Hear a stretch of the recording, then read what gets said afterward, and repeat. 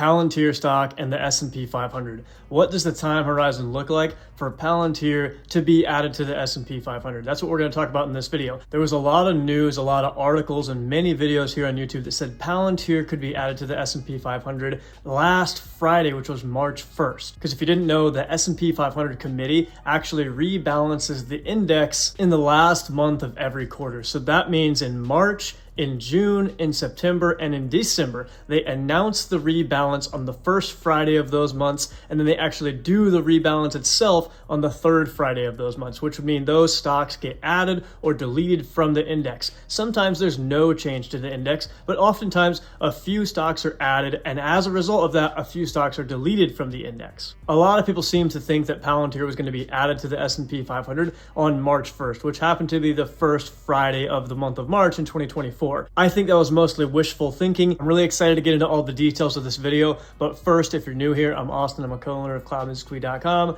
I'm also a stock market investor, and certainly most importantly for this video, I'm a Palantir shareholder. It's actually a top 3 position for me. If you're not one of those 3,200 or so subscribers, go ahead and click that subscribe button and drop a like on the video for me while you're at it. Helps out the channel in a massive way. Thank you so much for doing that. Let's get into the video. To understand how long it might take before Palantir is added to the S&P 500, I think it's worth looking at the 2 companies that got added on Friday, March 1st, instead of Palantir.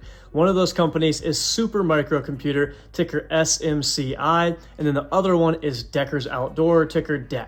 Okay, there's 2 areas I want to look at these stocks in. 1, institutional ownership, and 2, EPS history. And I'm going to relate those to Palantir so we can get an idea of what type of company typically gets added to the S&P 500. To refresh our memory, or for those who don't follow Palantir super closely, Palantir just reported their 5th quarter of GAAP profitability in a row and their 4th quarter of GAAP income from operations in a row. Those are nice numbers, but in comparison to some of the companies that get added to the S&P 500, that is nothing. Some of these companies have been EPS positive for a decade or more every single quarter, quarter in and quarter out, before they get added to the S&P 500. We'll look at that in a little bit. And then the other thing is that Palantir has pretty dang low institutional ownership, okay? For a large cap company to have 40.83% institutional ownership is actually really small, and it's really small in comparison to the average company that gets added to the S&P 500, and we'll check that out in a second, comparing it to SuperMicro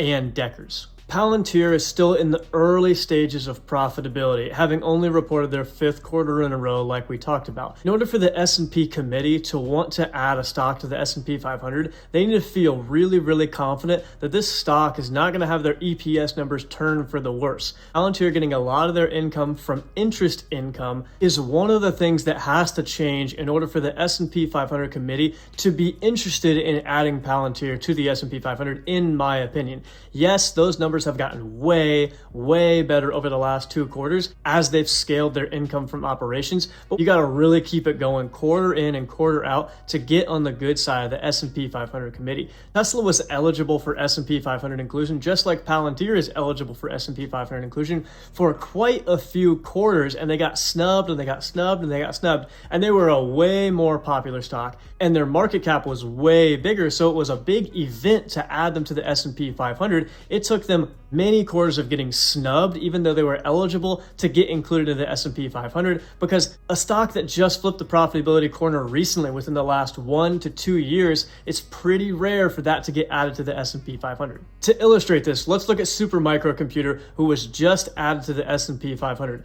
Not only is this a popular name right now, arguably just as popular as someone like Palantir, but also check out the EPS numbers. This stock has been profitable since full year 2009. That's as far as I can go back in the data. That's 15 years straight of profit, as compared to Palantir's 5 quarters in a row of profit. SuperMicro has absolutely proven themselves to be a profitable company. To have 15 plus years of profit numbers year in and year out with not a single year going into the negative EPS territory, that's very impressive. That's what it takes to get included in the S&P 500 usually. Over that entire 15-year span, there was only 1 single quarter where SuperMicro actually reported negative EPS, and that was back in 2017. 1 quarter, it was Q4, negative 2 cents a share. Aside from that, every single other quarter has been positive for them since 2009, with those EPS numbers exploding recently. Then we look at the other company that was just recently added to the S&P 500, Deckers. They've also been profitable for years. And that's even with this company being an extremely cyclical company, with almost all of their profit every single year coming in Q4. And some of their other quarters being negative for years and years and years. But even them being a ridiculously cyclical company, the last time they had an EPS negative quarter was back in 2020. So it's been multiple years, about 4 years, where every single quarter has been EPS positive. So it took them 4 years of EPS profit numbers. 16 quarters, right? Palantir's been profitable for 5 quarters. So I hope that puts some context around what kind of stock gets added to the S&P 500 and how long they've been profitable for. I'm not hating on Palantir here. Like I said, it's a top 3 holding for me. I think it's going to be one of the best performers over the next 10 years in the entire stock market. But do I think it's going to be added to the S&P 500 next quarter? No, I don't. I'll talk about when I think it's going to be added, best case scenario, later on in this video. Let's talk about one more thing before we get to that. Another thing the S&P 500 committee might be waiting for is Palantir to get a lot higher institutional ownership percentage. So SuperMicro Computer has roughly 70% institutional ownership, while Deckers has a staggering 97% institutional ownership.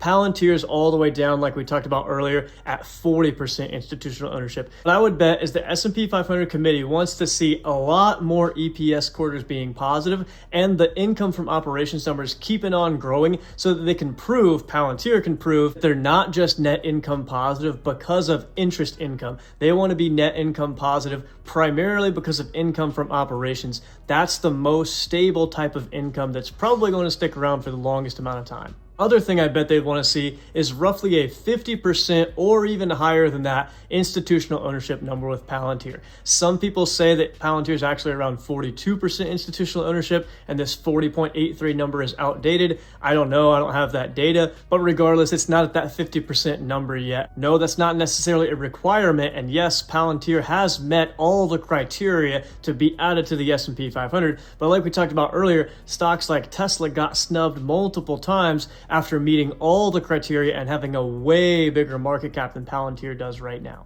So with all that said, when do I think Palantir could get added to the S&P 500? Given that Palantir is a somewhat popular company, and given the fact that Uber stock, which is also a very popular company, they recently turned the profitability corner, and almost right when they were eligible, they got added to the S&P 500 in Q4 of 2023. That is a sign that Palantir could get added to me in Q3 or in Q4. It's actually technically possible that it happens in Q2 of 2024, but I don't see that happening. Maybe I'm wrong. If I am wrong, that's cool. I'm a shareholder. I'll benefit in a major way if they do get added in Q2. But I believe Q3 or Q4 is the absolute earliest Palantir could get added to the S&P 500. Given the black cloud that kind of surrounds Palantir, there's a possibility we could see all of 2024 with no S&P 500 inclusion, even though they're going to keep putting up EPS numbers. They're going to keep on growing those income from operations numbers, and they're going to be way higher than the net income numbers by the end of the year. And I say that institutional ownership is going to get somewhere around 45 to 48% by the end of 2024, even if we see no S&P 500 inclusion. With all those things, Palantir could still get snubbed for all of 2024 due to some PR issues that seem to stick around Palantir, even though pretty much all of those things that are negative have been disproven about Palantir. I still could see them getting snubbed because of that negative media and negative press around Palantir. The fact that Uber stock got added almost as soon as they were eligible to be added is good news for Palantir and good news for Palantir investors if you're hoping for S&P 500 inclusion in the near term. Generally, what I'll say though about S&P 500 inclusion, to me, it's not a good reason to buy a stock just because you believe S&P 500 inclusion is coming. There have to be so many more reasons to buy a stock. You understand the business model, you understand the moat that they have due to their business model, you understand their competitive advantage over their peers, you like the valuation, you see the EPS numbers growing, you see the revenue growing, you can see out with this company and you believe that the next 3, 5, 7, 10 years years are going to be amazing for that company, regardless of index inclusion. That's a stock I would like to own. And then the cherry on top would be S&P 500 inclusion, right? In a lot of investors' eyes, it legitimizes the company in a major way. Once you've been added to the S&P 500, some investors, actually a decent amount of investors, will never buy a stock that's not in the S&P 500. To me, that's a little bit silly, but to each their own. It's undoubtedly positive for Palantir to get added to the S&P 500, but it's not the be-all end-all. If the stock doesn't get added through all of 2024 and doesn't get added until mid-year 2025, I'm still going to be a happy shareholder. I'm just going to keep on holding my shares. That's not the reason I'm holding Palantir stock. Like I said, it's just the cherry on top. If you're thinking about buying Palantir stock just because you think S&P 500 inclusion is coming, it's no guarantee. They could be eligible for the next many years and still not get included. It's up to the S&P 500 committee as to whether or not they include them. So that alone should not be the reason for buying a stock or holding a stock or selling a stock, etc. My optimistic view of when it'll happen is Q3 or Q4 of 2024. My pessimistic view of when it'll happen is actually Q3 or Q4 of 2025. And then my mid case would be early 2025. They get added to the S&P 500. So of course I'd love for it to happen in my optimistic case, but we shall see. Let me know what you think is going to happen with Palantir. Do you see it happening in Q2, Q3, Q4 2024, or not at all in 2024? Let me know your thoughts about Palantir in the comments below as it relates to S&P 500 inclusion. That's one of my favorite parts of posting here on YouTube. Thank you so much for being here. Have an amazing day.